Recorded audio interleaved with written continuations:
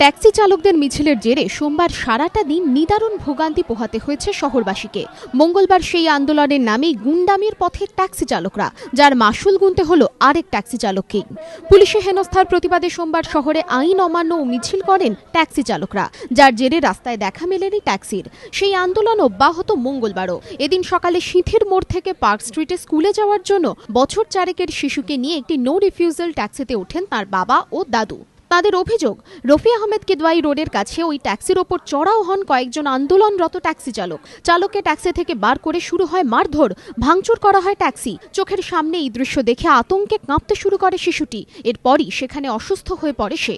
কিন্তু সেদিকে কোনো ভ্রুক্ষেপ না করেই চলতে থাকে ট্যাক্সি চালকদের গুন্ডামি। শেষমেশ স্থানীয় বাসিন্দারা সেখানে এসে ওই মারমুখী ট্যাক্সি চালকদের সরিয়ে দেন। আমরা তো আতঙ্কিত, মেয়েটি খুবই আতঙ্কিত, কারণ ও ছোট, ও ট্রমাটাইজ হয়ে পড়েছে। এরকম আমরা বারে বারে বলা সত্ত্বেও ড্রাইভারকে যখন মারা হচ্ছিল, গাড়িটা ভাঙা হচ্ছিল, কন্টিনিউয়াসলি লাঠি দিয়ে মারা হচ্ছিল কাঁচের মধ্যে। কিছু লোকজন আমাদের গাড়িটা থামিয়ে ঝাঁপিয়ে পড়ে ওই ট্যাক্সির ওপরে এবং তারা বেধড়ক মারধর করতে থাকে ড্রাইভারকে।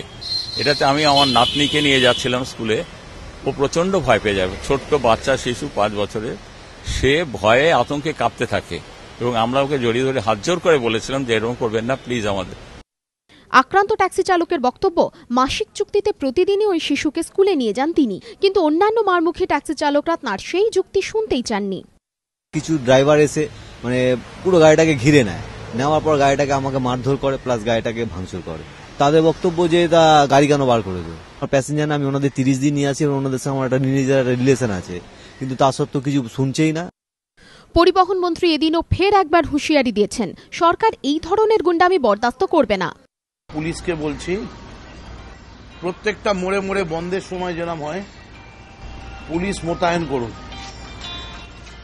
এবং কোথাও ভাঙচুর হলে তাকে নন বেলেবল অফেন্সিভ।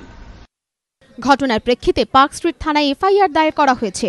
ওই শিশুর বাবা ও দাদুকে নিয়ে ফের একবার ঘটনাস্থলে যায় পুলিশ। অভিযুক্ত ট্যাক্সি চালকদের খোঁজে তল্লাশি শুরু হয়েছে।